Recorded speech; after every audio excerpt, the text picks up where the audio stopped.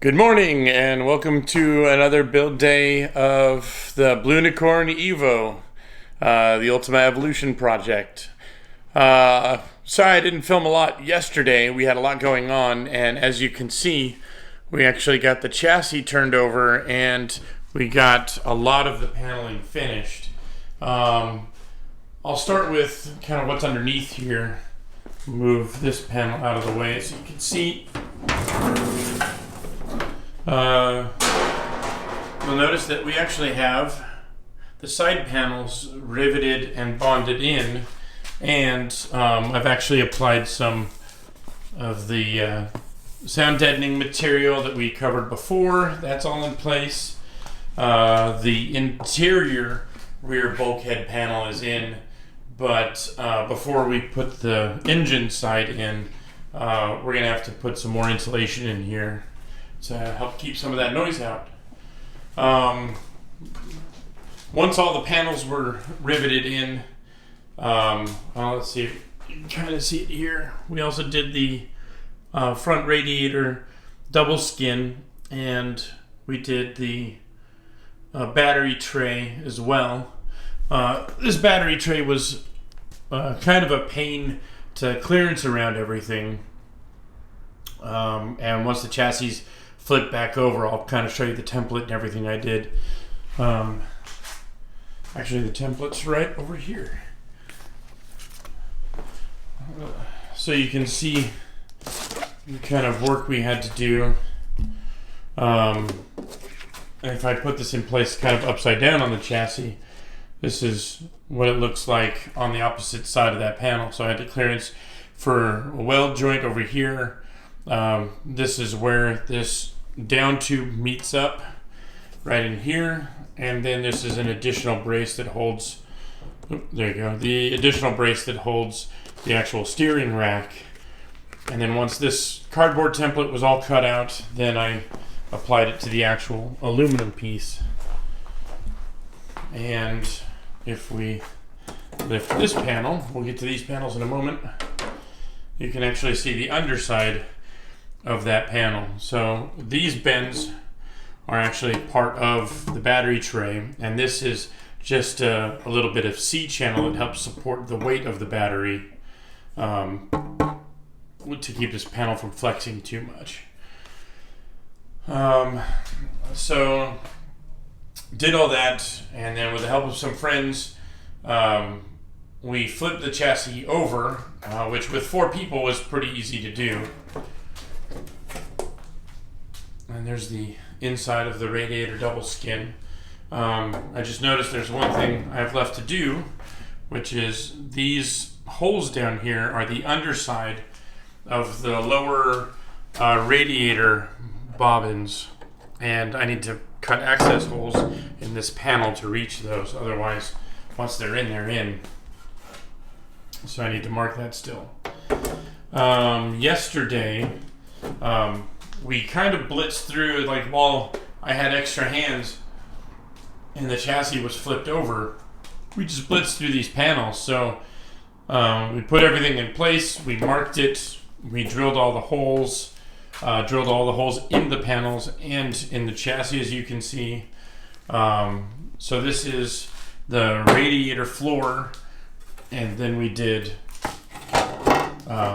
this is the steering rack floor / battery tray floor, and then this larger panel is the main floor skin, which goes and separates the interior of the car from the exterior.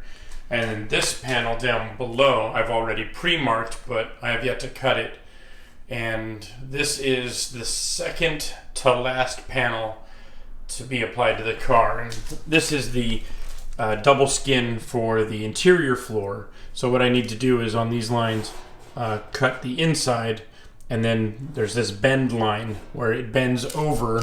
If we pull this back up, it actually bends over this bar on this side, and you have kind of a little hole in here where the actual pedal box will sit. And Let's see, once that's all done and ready, there are some additional aluminum bends here, or rather square stock, that go to support this panel. And all we need to do is just cut this. We're not going to put it in place yet until the chassis gets turned back over. But the next step now is we're going to have to pull this protective vinyl sheeting. Well, first drill a couple holes here for the radiator bobbins, but then strip the panels down, deburr all the holes that you see here and all the holes in the chassis underneath. And then we'll do the final bonding and riveting, which should go pretty quick. Once that's complete, we'll be ready to do an actual undercoat on the car. And for that, I picked up this 5-gallon bucket of Secondskin. This is the Secondskin Spectrum, as you can see. And I'll fire up the camera once we start getting that applied. But I want to do probably 2 or 3 coats for all the way back here past the pans. You can see it's not actually fully welded here. It's just stitch welded all the way on the bottom. And that coating will help weatherproof and weather seal the pan. And it'll protect the aluminum panels, and it'll keep them from drumming quite a lot. So I'm really looking forward to getting that done. That's the update for now. That's kind of where we're at. And I'm going to get started on these panels, and we'll see if I actually remember to turn the camera on this time.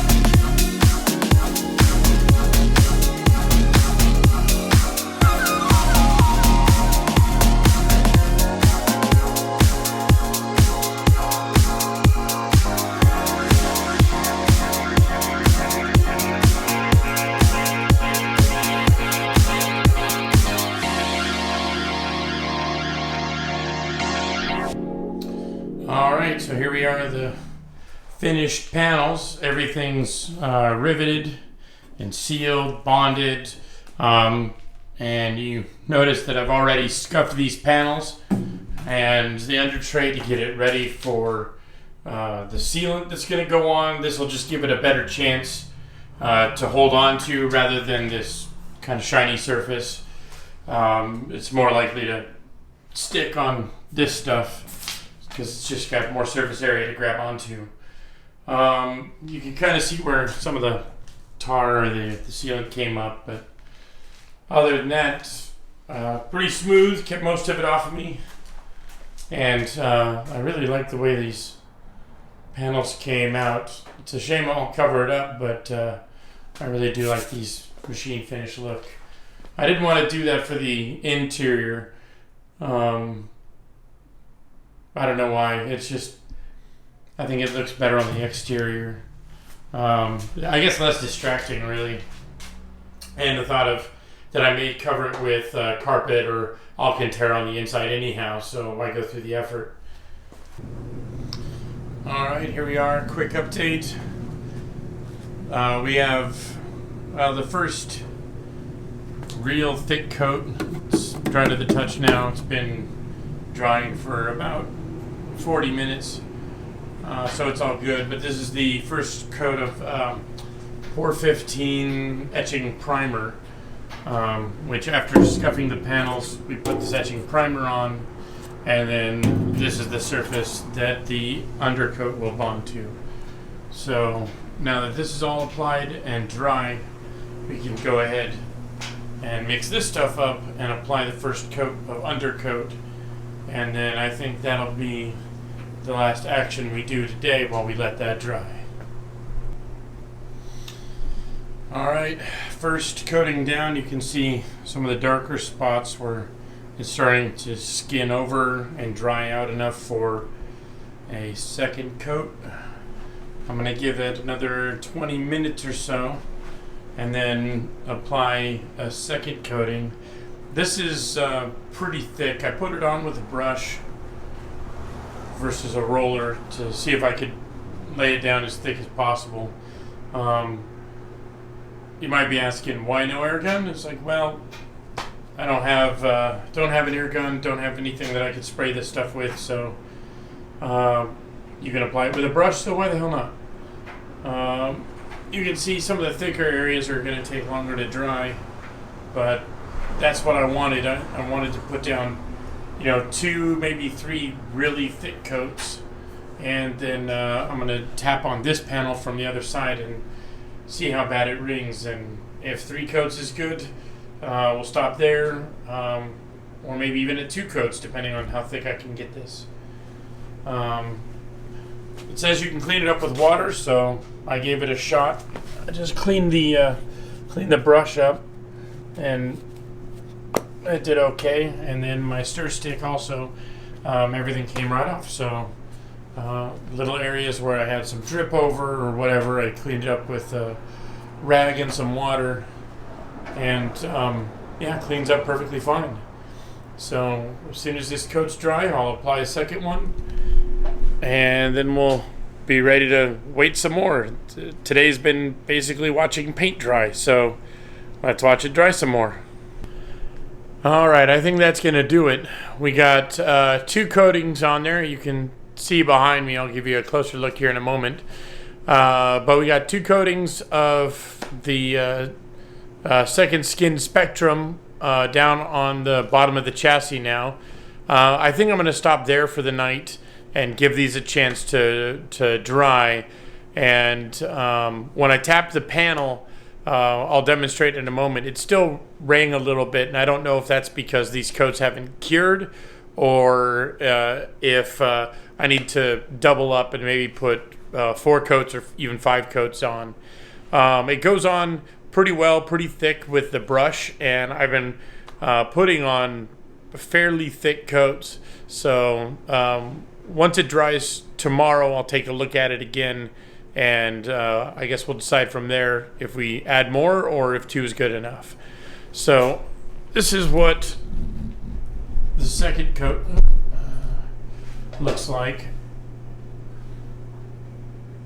I mean, it's pretty thick in spots. Like over here, you can see just huge drips, and I didn't even bother cleaning it up because the whole point of this is it needs to be thick, both as a protectant and to absorb, sound energy and vibrations in the panel. So this doesn't need to be pretty. If anyone sees this part of the car, I've either done something very wrong or it's up on a lift somewhere. So let's see if I can do this. So just tap the bottom of the panel.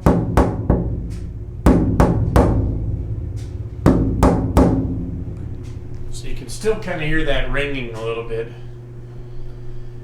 So we'll let these coats dry and see how that changes. But I'll do the same kind of panel tap test tomorrow after these coats have dried and before I apply any new coats. And we'll see the difference between what I just did and then how it sounds tomorrow, and go from there. The one thing I will say is the cleanup for this stuff. So, I mean, here it is on the barrel. I didn't bother doing anything with that, but like the brush and this pan, I had just rinsed it off. That's all I did. And I mean, just with water, with just simple water, this stuff cleans up excellent. So, I really can't fault it for what it is. The fact that it cleans up so easily is amazing. I've used some other stuff, and once you've hit the tray with it, you pitch it, get a new one. But for now, I'm gonna call it a night. We got a lot done today. We got the panels, the bottom panels in, got them riveted, deburred, and then riveted. We scuffed them up, we primered them, and we put the first couple coats of undercoat. So I'd say that's a pretty productive day. So if you want to follow along, hit the